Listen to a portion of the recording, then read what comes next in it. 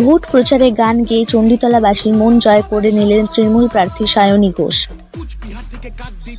আজ রাজপুর সোনারপুর পৌরসভার 15 নম্বর ওয়ার্ড তৃণমূল কংগ্রেসের উদ্যোগে এক নির্বাচনী জনসভার আয়োজন করা হয়। এই জনসভায় উপস্থিত ছিলেন যাদবপুর লোকসভা কেন্দ্রের তৃণমূল প্রার্থী সায়নী ঘোষ, সোনারপুর বিধানসভা তৃণমূল বিধায়ক অরুন্ধতী মৈত্র, রাজপুর টাউন তৃণমূল কংগ্রেসের সভাপতি শিবনাথ ঘোষ, রাজপুর টাউন তৃণমূল যুব কংগ্রেসের সভাপতি তথা 15 নম্বর ওয়ার্ডের তৃণমূল নেতা প্রতীক দে। এই দিন এই জনসভার বক্তব্য রাখতে গিয়ে তৃণমূল প্রার্থী সায়নী ঘোষ বলেন, কেন্দ্রীয় সরকার ক্ষমতার অপব্যবহার করে বিরোধী শক্তির কণ্ঠ রোধ করতে চাইছে, কিন্তু বাংলার মানুষ মমতাদির পাশে ছিল, ভবিষ্যতে থাকবে। এই দিন বক্তব্য শেষে গান গেয়ে সবার মন জয় করে নেন সায়নী ঘোষ। সোনারপুর থেকে সুমন্ত দাসের রিপোর্ট।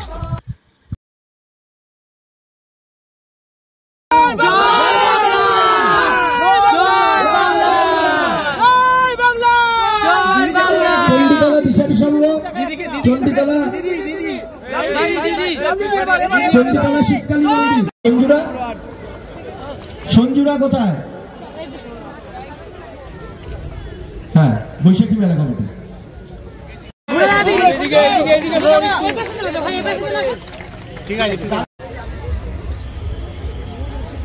গৌতম ধর কোথায়?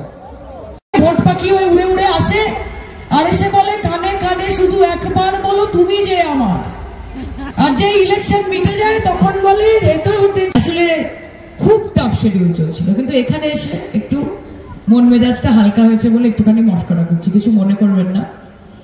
এই লড়াইটা অত্যন্ত কঠিন লড়াই। এই লড়াই মমতা বন্দ্যোপাধ্যায় তিনি যে লড়াইয়ে সামিল হয়েছেন, কি বলে দিদি? দিদি বলে লড়াই লড়াই লড়াই চাই, লড়াই করে বাঁচতে চাই। তো মমতাদি এমন অনেক সময় এসেছে যেখানে মমতাদি চাইলে ভয় ঘরে ঢুকে যেতে পারত। এত ইডি, এত সিবিআই, এত কেন্দ্রীয় এজেন্সি সারাক্ষণ সবাইকে হেনস্থা করছে, পার্লামেন্টেরিয়ানদেরকে অ্যারেস্ট করে নিচ্ছে, অভিষেকের হেলিকপ্টারে তল্লাশি চালাচ্ছে, রাহুল গান্ধীর হেলিকপ্টারে তল্লাশি চালাচ্ছে। ভারতবর্ষের মানুষ শুধু অপেক্ষা করছে দেখার জন্য যে নরেন্দ্র মোদী এবং অমিত শাহ হেলিকপ্টারে কবে রেটটা। আজকে সিপিএম অনেক বড় বড় কথা বলছে, তাদের বললো দিল্লি দূর হ্যাঁ, দিল্লি বহুত দূর হ্যাঁ, আগে বিধানসভায় আসুন, আগে একটা সিট পেয়ে কোন জোট ছাড়া কোন ভোট না পাকিয়ে আগে বিধানসভায় আসুন। 34 বছর শাসন করেছেন, এমন অত্যাচার করেছেন, এমন অশান্তি করেছেন, এমন রুচি তাদের এই দশা করে দিয়েছেন যে বাংলার মানুষ আর ফিরে আপনাদের দিকে তাকায় না। শুধু সিনেমা, টেলিভিশন, শুধু খবরের কাগজগুলো বেঁচে আছে বলে আপনারা বেঁচে আছেন। যাদবপুর নিজের মেয়েকে চায়, এটা বলা খুব সহজ, কিন্তু যাদবপুর যদি সত্যি মেয়েকে চেয়ে ফেলে একবার, আগামী 5 বছর কিন্তু মেয়ের কাছে চ্যালেঞ্জ কিভাবে বাড়ির মেয়ে হয়ে দেখাবে। এটা আমার চ্যালেঞ্জ। আমি এইবারের রেজাল্ট নিয়ে চিন্তিত নই, আমি পরের বারের রেজাল্ট নিয়ে চিন্তিত, যে সায়নীদি কোথা থেকে শুরু করেছিল আর কোথায় নিয়ে এসেছে। এইটা হচ্ছে আমার টার্গেট। মুখে মারিতম জগৎ হয়ে লাভ নেই। লড়াইটা অত্যন্ত কঠিন। আগ কা দরিয়া হ্যায় ডুব কে জানা হ্যায়।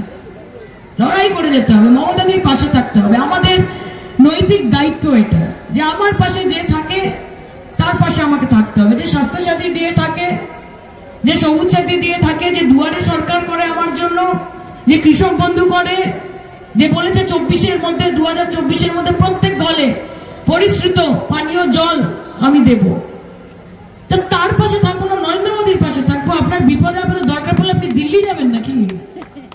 হয়েছেন সায়নী ঘোষ, আমাদের যাদবপুর লোকসভা কেন্দ্রের আমাদের সবার প্রিয় প্রার্থী। আপনাদের কাছে এসছেন আপনাদের আশীর্বাদ চাইতে, আপনাদের কাছে 2-4 কথা বলতে, এবং প্রত্যেকটা প্রোগ্রামে আমি বলি আসি, আমি আপনাদের ঘরের মেয়ে হয়ে গেছি, ইতিমধ্যে হয়েছি তো, হতে পেরেছি তো, সব সময় আমাকে পান তো, আপনাদের পাশে থাকি তো।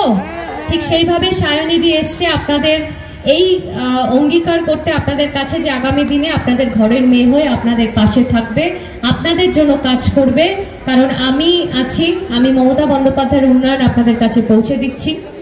আমার সাথে যদি সায়নী ঘোষ থাকেন তাহলে আমরা আরো জোরদার, আমরা আরো শক্তিশালী হব। কারণ নারী শক্তির জয়।